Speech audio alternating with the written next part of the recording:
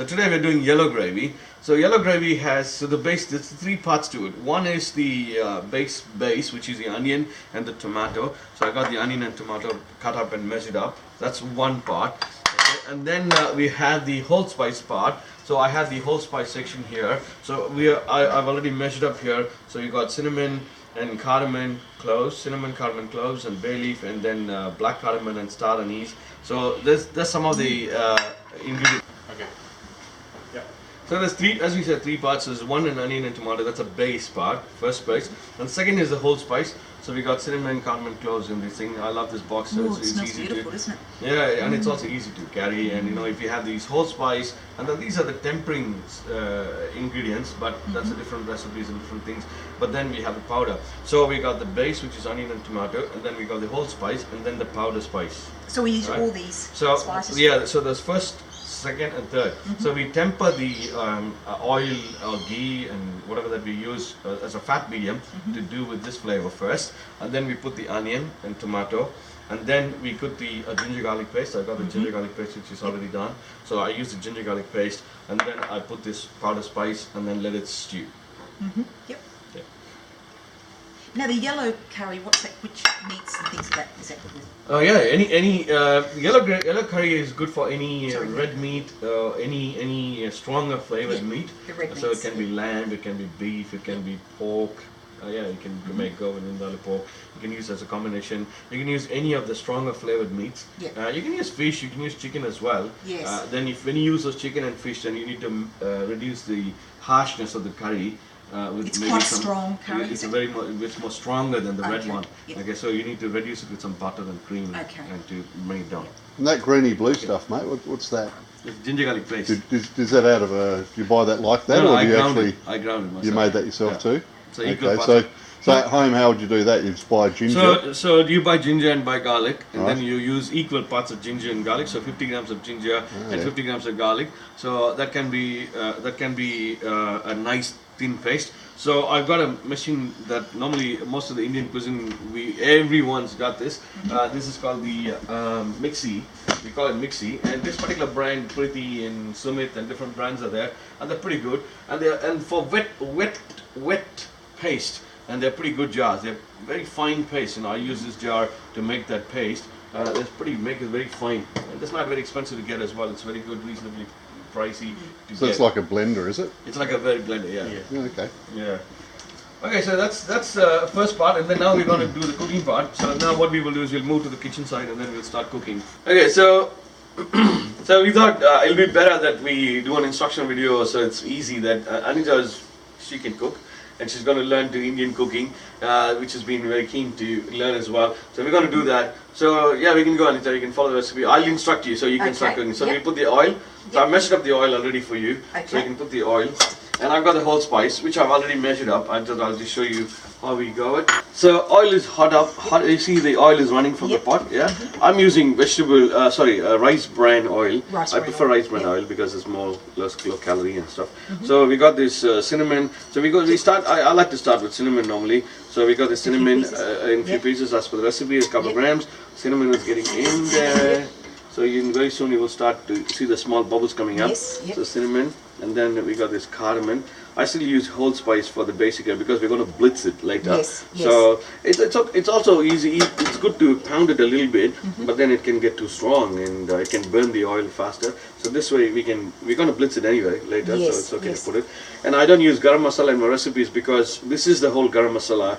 So why do we need to add more garam masala later? So this is basically what garam masala is made up of. Yeah, whole spice, cinnamon, cardamom, cloves, and a couple of bay leaves. You know, as the taste comes in, salt, sour, salty, sour, sweet, and then spicy, and then umami. You know the taste. Normally, the bay leaf is a good ingredient to give us that flavor and also that taste as well. So I got this onion, the whole spice in. As you can see, it's cracking up a little bit. Do I need to stir it all? No, it's getting. So you see the bay leaf changing a color a little bit. So now it's a good sign that we put the onion. So as you see, the yellow gravy has more onion. There's a lot of onion in it. There's a lot of onion. That's what gives the body for the curry. So now you can stir it a bit. So that's the onion.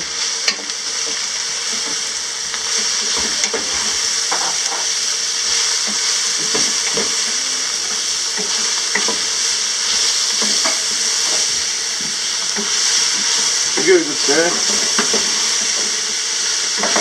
And very soon it will start to sweat itself. And then probably you can even put the lid for a while. Yep. And then that will help it to cook a bit more faster. Let me have the flame up high. Does it need to be up fairly high? Sorry? Does it need to be up fairly high? Really, really high. So it gives that good okay. seal, you know. Yeah. The onion gets sealed well. And you just keep stirring it. Yeah. On the sides, everything, you get the sides, so it's nice and clean. And that's the onion is cooking as well.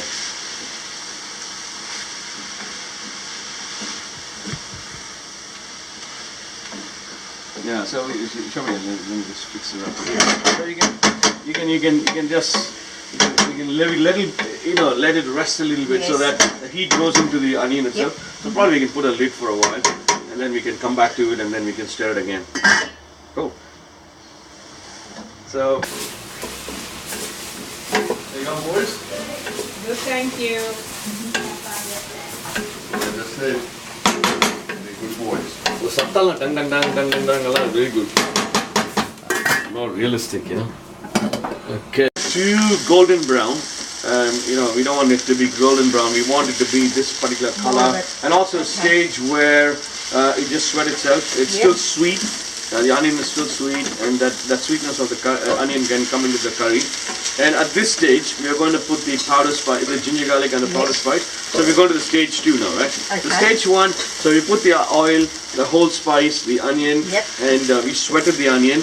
And now we go to the next stage where we started to add the whole powder spice. So we did cinnamon, cardamom, cloves, star anise, bay leaf, and the onion. Do I continue stirring while we... And then now I'm going to do the kasturi methi. So this dry fenugreek leaf. So when the fenugreek comes up as a baby shoots, and then they make that into dry leaf, right? So fenugreek. And where can you get that from? You can get it from any Indian store. All North Indian food we use this, and so we can. This is a very good, and it's also a very good coolant for the body. So when the spices are getting too strong, and it can get this interaction, and it cools down the body as well. So I'm going to put some kasturi methi. We call it kasturi methi or dry fenugreek leaf, and then we're going to use these. We're going to put the ginger garlic paste. So you keep stirring, mix it up a bit, so that we need that flavor comes out of the curry. Yeah. And you can smell it really strong, you know. So it's better to keep all the windows open if you're cooking in the house. So all the clothes, everything starts to stink. So I put the ginger garlic, keep it cooking nice and dry. So you will see the moisture absorbed, and the pot's going to go dry a bit. So that's a good sign it's getting absorbed. Oh, what a lovely smell. Beautiful. And then after the ginger garlic is getting cooked, and the acidity of the ginger garlic is just taken out. So you can see it's getting dry at the bottom. Yeah. So we're going to add the powdered spice. So the ratio, the principle, you can see it on the recipe. I've got it in a very good ratio there. So what we do is normally the turmeric. We start with the turmeric. So turmeric is always. This is a yellow gravy, so you can go liberal on turmeric. And turmeric is an antiseptic, anti-inflammatory, antibiotic, and it's really got so much of good values on turmeric. So turmeric is yellow gravy, so that's 1 turmeric, for example. Okay, so for this curry, that should be enough, 1 teaspoon. Okay, and then if you see the recipe, have a look at the recipe. You can sort of have the ratio here. Given it, but 1.5 teaspoon of turmeric, and then 2 and 4 and 6, it builds itself up like that. Okay, so we got one already there, and maybe another half of turmeric. Okay, and then we go to the cumin seed. Cumin seed powder. So that's more. If you put too much of this, it can get bitter. So we want to go turmeric, So and then turmeric, 2 of that, and then some coriander seeds powder. So I think we got given in the recipe about 6 teaspoons of it. So 2, 3, 4. So you need to do it in that ratio. It's the principle, you know. You can, as chefs to chef, it varies, and these are the ratio that you can build yourself up with. And then the next is the chili powder. So chili powder again, you know, it depends on. Does it depend how hot you want it? 4 teaspoons would be good. So 4 teaspoons. Does that make it a hot curry? It gives you. That's what gives you the base. You know, normally curries are spicy, and most of the Western countries we just mellow it down. So if you don't want it that spicy, you can cut down. Yeah, that's right. And then, of course, now at this stage we add the salt as well, about 2 teaspoons to taste. And then most of the chefs are experienced, so they don't really measure it, but I thought it'll be good to cook it this way, so there's a principle and the things comes out very well, So keep stirring it, keep cooking it, so all the masala gets dry, all the sides as well, you can clean up a little bit. And really this is going to sweat itself nicely, and now we add the tomato puree that I've done. You can put tomato flesh as well, or tinned chopped tomatoes, tinned chopped tomatoes, which is really good. Is that fresh tomato? Yeah, this is fresh tomato. I always prefer fresh tomatoes in the sauce, so that's how it's supposed to be. And it gives less acidic, Does it make a difference if lots of difference. Tinned tomatoes? Tinned tomatoes are big, I suppose there's some preservatives and things that is in there, and it makes it more acidic. But fresh tomatoes are sweeter, and it's less acidic. Gives a better taste. You don't, some people add sugar and stuff like that. You don't need to add all that. The tomato, sweetness of the tomato itself will carry out. So I'm going to quickly wash this a little bit with some water and add to it. Just keep stirring it because it can get burnt at this stage. So you've got to keep the heat relatively high? Probably, at this stage, yes, you can, and then we can put it on simmer. I'll put it on simmer. I think that's a simmer now. Okay.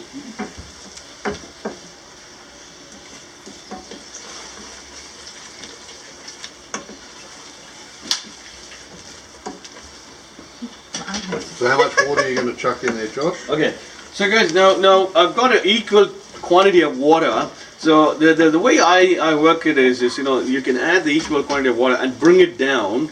This water needs to be evaporated. By the time this water gets evaporated, your curry is pretty much good to go. So and as you can see, this is pretty thick, yeah. So thick sauce. It's going to be a thick curry. So this is a basic. So when we add the lamb or chicken or whatever that we're going to add to this, and that has its own masala, that has its own water content.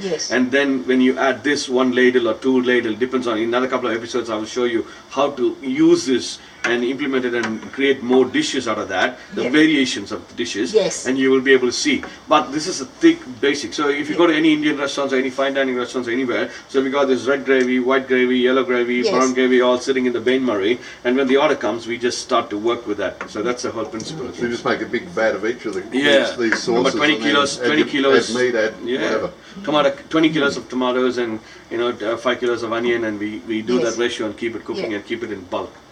So we'll put the lid on. It's pretty good. It's nice. I'm happy with this color and I'm happy with this consistency. And so we can leave it on simmer.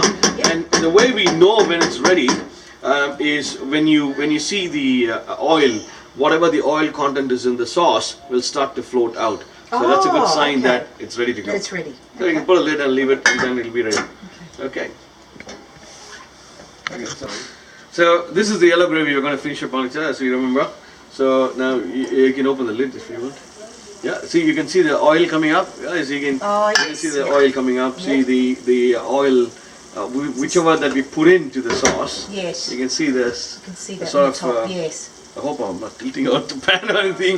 Okay, so I've got this oil coming up. That's a good sign that the curry is cooked out. The masala is cooked out, and you can get this beautiful smell happening there as well. So I've got this, I've got some butter that I'm going to finish up as a liaison for this, and that will enrich the sauce to a different level. How much butter was that? I need to check this. I've already measured it up. So that's what is going to finish up the sauce. So what we're going to do is we're going to mix it up completely off the pot. You can see it's sort of sitting on the side. Yes. So we need to get all the flavors off the pot completely as much as we can. Yeah, it shouldn't get burnt. Yes. We're keeping an eye on it anyway. So, but you can see basically it looks like you can just cook it straight away, isn't it? But if you see, even though it's like this, it's almost everything is fallen apart. The onion, you can still see a little bit of onion there. But once you blitz it, the whole realm changes, and that's where the beauty of this curry comes out. So you can see the variation, it's a different color, and you see the red sauce is going in the back from the different things that you did, and you can see the color difference, and that's what makes it, it's completely different. Yes. And the tastes are very different. Exactly, and that way you will be able to see when you go to the next experience in the Indian restaurants or wherever that you go to eat, you will know the difference, Okay, so it's pretty much ready to go. We'll wait for the the fat from the butter start to comes up again, like what we did, and then we'll blitz it and then finish the yellow curry. Okay, so guys, now I'm finishing up the yellow gravy which we started. So that's the yellow gravy, it's a bit different color, and then we will blitz the mucking gravy as well. So that's going to give us a reddish color, a pinky reddish, you know. So now I've started, it's nice and cool. I cooled it up a little bit so that it doesn't damage the gravy. So you can see the whole change that's happening here.